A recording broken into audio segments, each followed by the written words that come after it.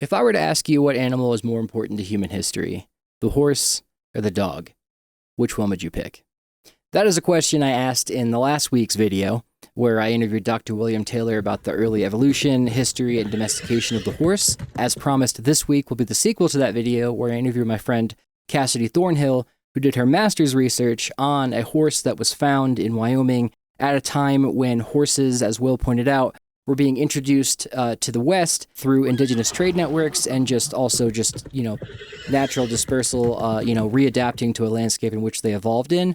And this horse is interesting, in other words, because it was found possibly at a time when horses were appearing to indigenous peoples before even Spanish or American or French explorers were coming and directly giving them to indigenous peoples. In Wyoming, it would have been, Spanish explorers or French trappers, because it was New Spain for a while. And of course, it was part of the Louisiana Purchase that we got from Napoleon because he was a little busy and just kind of used discount code too busy and sold it to Thomas Jefferson. So anyway, this video will be the sequel to that. Please let me know your answers to that question. Again, does this give you more context? And if you go back and watch my video on the history of dogs or other videos that I have in podcasts, or especially my ologies interview, which I'll link to here, where Allie Ward and I discussed, the ways in which dogs were crucial to life among indigenous Americans, especially before the horse was reintroduced. So anyway, without further ado, let's talk to Cassidee Thornhill. My name's Cassidee Thornhill. I'm the collections manager for the University of Wyoming Archaeological Repository. If I didn't say this before, Cassidee and I were in the same cohort in graduate school at the University of Wyoming where we met. I saw her come up with this research project, I saw her write this research project, and I saw her defend it and get her master's with this research. So with that, Cassidee, what exactly was your master's thesis for those listening? For my thesis, I was doing research into early contact era in Wyoming and particularly looking for evidence of horses. So with that, I asked Cassidee, what is some of the earliest zooarchaeological evidence of horses in the Americas, especially in this area? Prior to European arrival, there were no horses, at least not recent horses, domesticated horses. And with their spread and their integration into native lifeways, there were large-scale economic and social changes that occurred. And even if we think about it now, they're really intertwined. You don't really think about Plains native peoples without thinking about their horses. But I was interested in how that actually happened and what the processes were and what it looked like. So with that background in mind and knowing she wrote her master's thesis on this, Cassidee, what was your research question and how did you go about that? I first wanted to find all of the remains that dated to that period, the early contact in Wyoming, and I actually found that there weren't very many to start with. I think total I had 11 sites across the state that had horses in general, and only one dated confidently to this time period. If you've seen previous videos of mine, something I like to do is kind of get, paint a picture of what the site looked like, because oftentimes it's just redundant site maps or there's no illustrations or graphic reconstructions of sites. So the best way to do it is just to understand the environmental context. So I asked Cassidee here, can you describe what the site looked like? So that's the Black's Fork River site. It's actually a site that's got a lot of components to it, going all the way from early archaic all the way into late prehistoric and some later historic components. There's a lot of hearths that were excavated out of there. But to me, the most exciting component was the horse. So there was a nearly complete horse skeleton that was buried with 3 coyote skulls, and it was clearly a young horse. And it had really obvious evidence of human modifications, but no other artifacts. And it dated early for this time period. And something that I found quite interesting about this site, and I'm sure you will as well as the audience here, why were there coyotes at the site? Can you talk about that? We know certainly from oral traditions that coyotes were really significant to most native tribes. Why there were 3 and why they were just the skulls. They were also kind of arranged around the horse skull. It's really unclear, yeah. But it's probably some kind of cultural significance. So with that context now, I asked Cassidee, can you tell me more about the burial? Yeah, so it looked like the horse had been disarticulated partially. So parts of it were still anatomically correct, like most of the leg bones were together and most of the ribs were together, but it was kind of clear, and also from the way it was arranged and also from the human modification where they were located, that was partially taken apart and then maybe placed kind of almost in a roundish oval kind of shape with the coyote skulls around the skull. Is any thesis, dissertation, research paper, or public article there's an intro, there's the methods and materials, results, discussion, conclusion, all that. So I asked Cassidee here, what was your methods and materials like? What were your methods of testing this, and what were you testing? So first, I kind of looked at counts of how many horses there were, what they dated to. I kind of tried to explain maybe some theories for why there's not very many of them. I wrote a program to kind of indicate that is less than what we should expect. And then I re-examined the Black's Fork horse to redetermine its age, to kind of examine the modifications to see if it was consumed also partially, or if it was just disarticulated and left. I also did a little bit looking at the coyote skulls again for kind of similar things. I sent off new radiocarbon dates. For some background context here, I took that same coding class with our professor, Dr. Todd Surville. I didn't learn as much as Cassidee did. Coding is not something I'm great at. So I asked Cassidee here, can you explain exactly what you coded?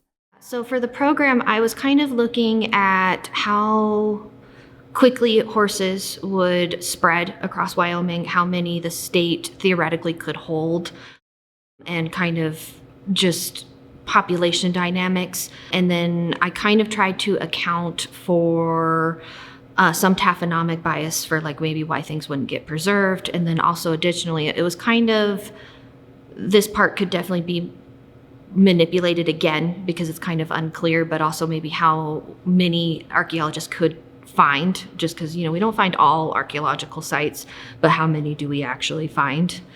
And that kind of gave me a number for just maybe how many we could expect, which isn't very high, but it's more than what we have. Moving on to the results, in the background of the site, what it is, and her program, what were the results of the study, Cassidee? So for the program, I came up with less than 5 than what we should expect through that short time period, but we only have 1. And then by looking at the context for that Black's Fork horse, I was kind of exploring that maybe we're only finding horses in certain archaeological context where they could be identified as being archaeological. Most of the time, if you're finding horse remains, you're going to assume that they're modern or recently historic and not archaeological. So I was looking at the instances in which we would recognize them. And it's also probably instances in which people are making more of an impact on that specific horse. They're not kind of being left where they may have passed away. They're being put in certain circumstances. They're either being eaten or they're being buried. Jumping back to dogs, as I talked about in Will's interview, it's very difficult to find dogs archaeologically because, especially in early sites that I've worked on, like Paleolithic sites, you have to find gnaw marks on bones to see that their presence was there. Either you find dog bones that are just strewn about. I've seen many, but not a lot of burials. But finding a burial is very difficult because it's a needle in a haystack, of all of North and South America, in the old world if you're looking there too. So with that, it's difficult to find dogs archaeologically. And I asked Cassidee, why is it difficult to find early horses at this time? I think partially because they're misidentified is one of the things. They're of a similar size to a lot of other fauna. Bison and elk could be pretty easily misidentified if you have fragments.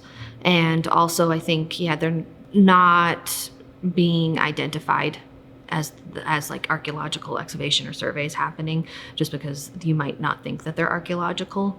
And also I think, the instance for the Black's Fork horse is that there's obvious cut marks on it and it was buried with the coyote skulls. There weren't any actual artifacts there, but that's clear human interfering with the animal's life, and so it makes it much more obvious that it's archaeological.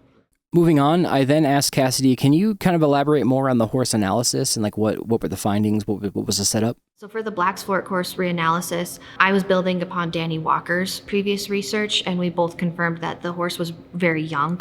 It was probably a 5 to 6 month old foal. And then also there's almost 30 different human modifications on it. That includes like cut marks, but also chop marks. So they're much more like violent and like larger modifications than like a cut mark. Also, all of the cut marks and chop marks are made from metal tools. So no stone tools were used in the disarticulation of this horse. Also, from the patterning of where a lot of the modifications are, they're at points of disarticulation and not places where you'd be defleshing.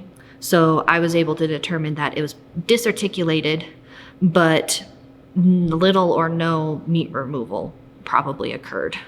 So why do you think that is? I think because that wasn't really the goal for what they were doing. I think they disarticulated it, placed it with those coyote skulls, and then left it. I don't think that the goal was trying to consume any meat. With that, I have a question for Cassidee, and something you might be familiar with through my work is that ethnocynology, the study of dogs in human cultural contexts, and how anywhere you go on the planet where there's humans, there's usually dogs. And in those cultures, dogs usually have a role in their own cultural traditions, things to do with dogs, like ceremonies and things like that. So in regards to this horse site, I asked Cassidee, is there any ethnographic evidence of this kind of thing happening that you know of? Not that I'm aware of. There is some stuff from Will's research, though, about there's like other pathologies that we could talk about, too. Yeah, can you elaborate on that? So in Will's research, continued research that I helped with, we were able to identify that the horse had been injured on its nose. There's like a place where it clearly fractured and then started to heal. That probably could have come from a kick from another horse, or maybe some kind of other accidental injury happened. But the evidence that it started to heal was that it was probably being taken care of. There's also ossification on the back of the skull. And with Will's other research in other areas, that only really occurs when a horse is being held still for long periods of time. You see it on like zebra animals. And then also in Mongolia, he was seeing it on foals that were being tied down so that the mares would stick close by. And so that kind of indicates for the Black's Fork horse that maybe it had been injured, and then they were caring for it for at least a period of time to allow for this kind of bone ossification to happen. And then they decided to cut it up and bury it with coyote skulls. But it kind of indicates early veterinary care, which is kind of a sophisticated process along domestication. So it kind of indicates that the group that had this horse knew what they were doing and had horses and been taking care of them for a while. So some of the early dating that they did after the horse was excavated, it came back really broad dates, and also really early, like 1400 all the way through to like historic like 1900. So I decided to do a new sample, and the median date came back about 1640. And in Will's research, he sampled it again, and that date came back really similar too. So that kind of just confirms that it's 1640. Cassidee, what surprised you about these results? They're a little bit early. So prior to this analysis, it was thought that horses didn't arrive in Wyoming until 1700, and that's mostly based off of rock art analysis.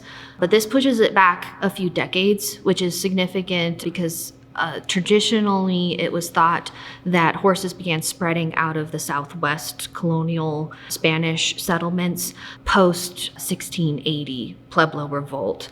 And this clearly dates prior to that comfortably. So there was clearly horses spreading past that that date, and probably through other mechanisms other than the colonialism.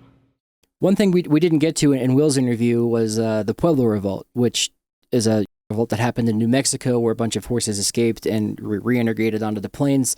And I asked Cassidee, was this horse earlier than the Pueblo Revolt? Is that why this is so interesting? Or could you give me some more explanation to that? Spanish settlement had extended up into like the New Mexico region prior to this. And in 1680, there was a revolt of the Pueblo people, and they temporarily expelled the Spanish out of the area. And thus their control over trade goods, including horses, lessened, since they weren't present to enforce their laws about interactions with horses and indigenous peoples. So it is at least a few decades prior to the Pueblo Revolt, and that kind of indicates there are some records 1800s that groups were stealing horses from these Pueblo settlements and from Spanish colonial settlements, and that probably indicates that they were, stealing these horses and then trading them through indigenous trade routes north to areas like southern Wyoming. So with that, I asked Cassidee, the big picture here, how does this fit into the broader story of horses and the study of horses in the Americas at this time? So the Black's Fork horse is significant. I'm going to go to a specific tribal examples. So for the spread, it indicates that the spread happened much earlier than we thought and more quickly than we thought.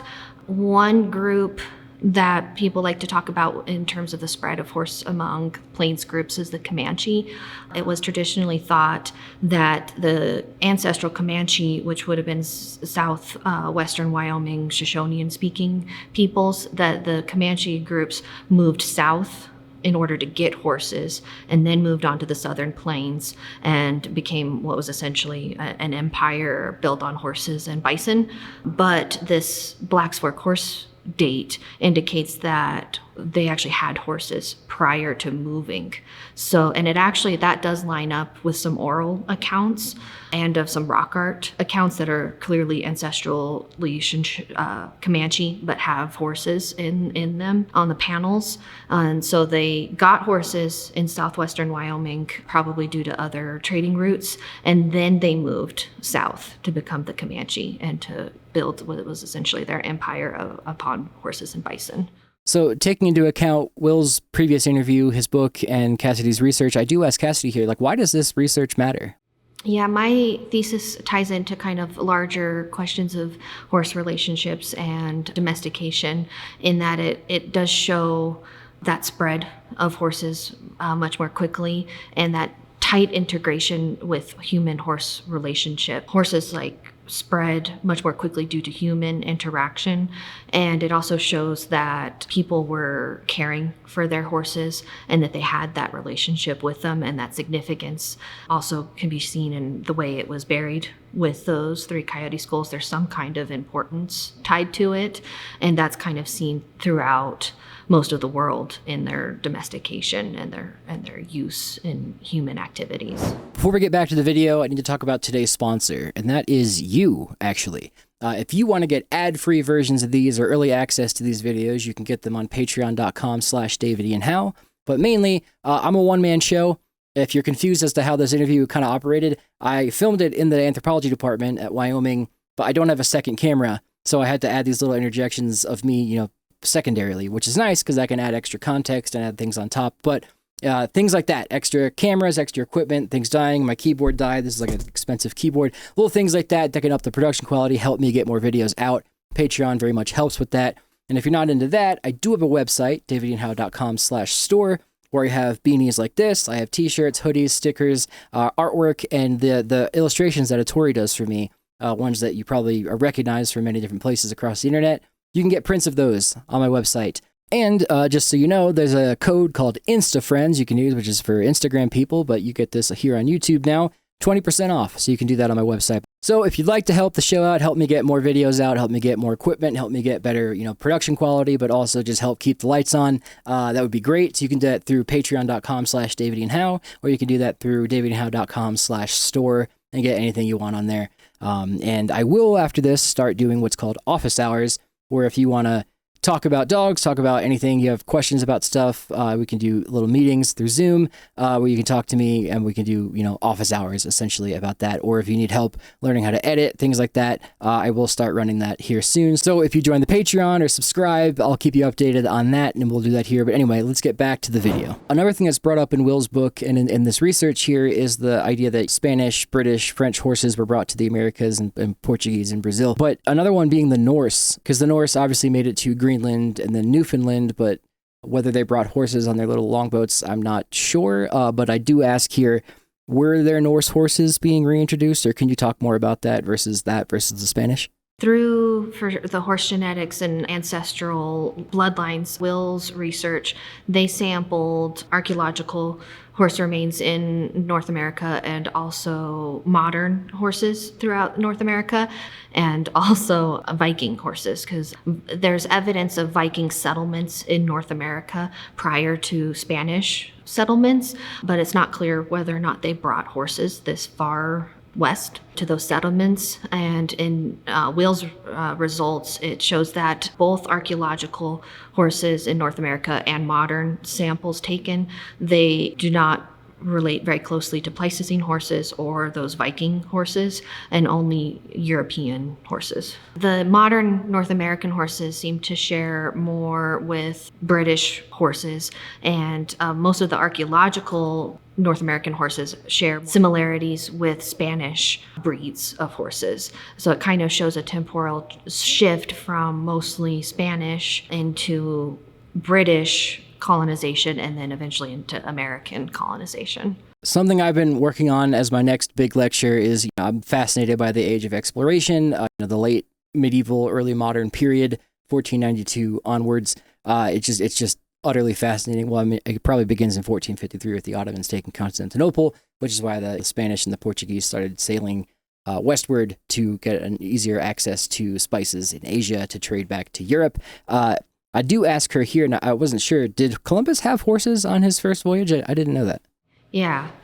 Because I don't think Columbus had many on his first voyage in 1492. If he did, it was probably very few, because he didn't know what he was coming up on, and I can't imagine. Even he did bring some on a second voyage in 1493, but wasn't very many, because they're probably not as useful in the Caribbean as they would be in other places. So with that spread of horses to different parts of the world, like North, South America, Australia, and even the Philippines that previously didn't have horses, I asked Cassidee, can you talk a little bit more about ethnoequinology in that sense? One thing that I thought he kind of mentioned like sovereignty in these horse groups. So one thing that is really fascinating about horses spreading to various parts of the world is that certain groups take to them very significantly. And a lot of these groups, it actually kind of prolongs the colonization process. It kind of, having the horse kind of gives them a way to fight back for a little bit longer.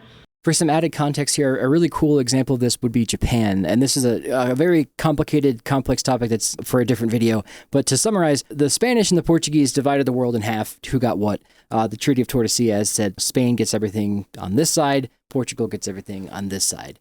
Spanish got the Americas. The little part of Brazil that sticks out past that line is why the Portuguese colonized Brazil. But on the other side of that line, too, was Japan. So with that, the Portuguese couldn't exactly colonize Japan because of this reason. Horses, one, it was just too far to put all those resources into, but Japan already had an established feudal monarchy. They had ironworking, they had horses, they had complex system that was not able to be colonized in the sense that the Americas were. They couldn't just plant places down and extract resources and ship them back, so that they had to do trade. And there's a million other reasons as to why, and that's a whole other video, which please stick around for that eventually. But a major reason to that is the horse. Like, the Japanese already had horseback armies, they had horse travel, horse transport. It was just already this system. So rather than colonize it, the Portuguese were just like, all right, well, we're just going to start trade. And eventually, they start missionizing too much. The Japanese kick them out, and then only let the Dutch trade for a couple hundred years until the Americans say,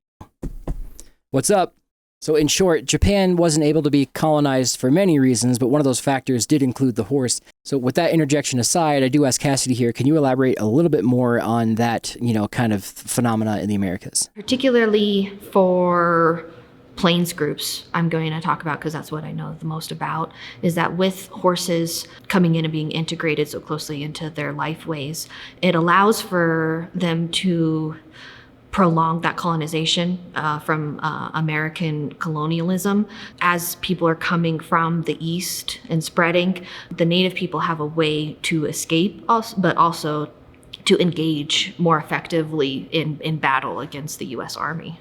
And that whole process, it just takes much longer than it would have otherwise. And that can be seen in other places too. I think that's part of what Will was talking about in South America. Those regions, it took a lot longer for colonialism to sink in, and then in South Africa, and then parts of Australia.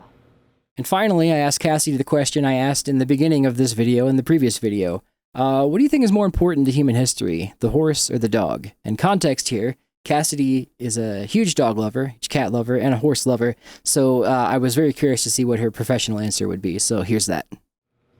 Well, I love dogs, so that's really hard, but I think horses probably in human history. When we think about the big events that happen in world history, horses are really integral to that. They're integral in the spread of ideas and goods, trade goods, material goods, and also in warfare. We think about a lot of those larger civilizations spread across parts of the world, and horses were really integral to that spread. They might not have been able to spread as quickly or as vastly as they did.